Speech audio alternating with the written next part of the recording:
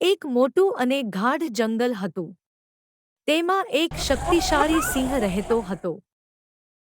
સિંહ બળવાન તો હતો, પણ તેને લાગતું હતું કે તેનામાં બિલાડી જેવી ચપળતા અને શિકાર કરવાની ઝીણી કળા નથી.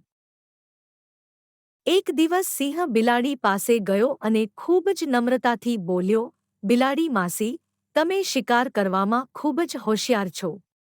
શું તમે મને તમારી બધી કળા શીખવશો? હું તમારો શિષ્ય બનવા તૈયાર છું." બિલાડી માસી માની ગયા. તેમણે સિંહને તાલીમ આપવાનું શરૂ કર્યું. તેમણે સિંહને શીખવાડ્યું કે દબાતા પગલે કેવી રીતે ચાલવું જેથી કોઈને ખબર ન પડે.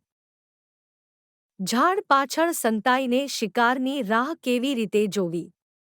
ચોક્કસ નિશાન સાધીને તરાપ કેવી રીતે મારવી. સિંહ થોડા જ દિવસોમાં બધું શીખી ગયો. હવે તે પહેલા કરતાં પણ વધુ ખતરનાક શિકારી બની ગયો હતો. સિંહને પોતાની શક્તિ અને નવી શીખેલી કળા પર ખૂબ ગર્વ થયો. તેને થયું કે હવે તે આ જંગલનો અજેય રાજા છે. એક દિવસ સિંહને ખૂબ ભૂખ લાગી હતી. તેની નજર સામે જ તેની ગુરુ એટલે કે બિલાડી બેઠી હતી. સિંહના મનમાં પાપ જાગ્યું. તેણે વિચાર્યું, હવે તો હું બધું શીખી ગયો છું, તો પછી આ બિલાડીને જ મારો શિકાર કેમ ના બનાવી લઉં. સિંહ ગર્જના કરીને બિલાડી પર તરાપ મારવા દોડ્યો. પણ બિલાડી તો ચપળ હતી. તે સિંહના ઈરાદા સમજી ગઈ હતી. જેવો સિંહ નજીક આવ્યો કે તરત જ બિલાડી કૂદીને બાજુના એક ઊંચા ઝાડ પર ચડી ગઈ.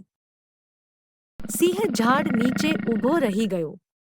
તે ગમે તેટલા કૂદકા મારે પણ ઝાડ પર ચડી શકતો નહોતો. તેણે ઉપર જોયું અને પૂછ્યું, "માસી, તમે મને બધું જ શીખવાડ્યું, પણ આ ઝાડ પર ચડવાની કળા કેમ ના શીખવાડી?" બિલાડી ઉપરથી હસીને બોલી, "ભાણા ભાઈ, મને ખબર હતી કે એક દિવસ તારા મનમાં આવો વિચાર આવશે, એટલે જ મેં આ એક કળા મારી પાસે જ સાચવી રાખી હતી."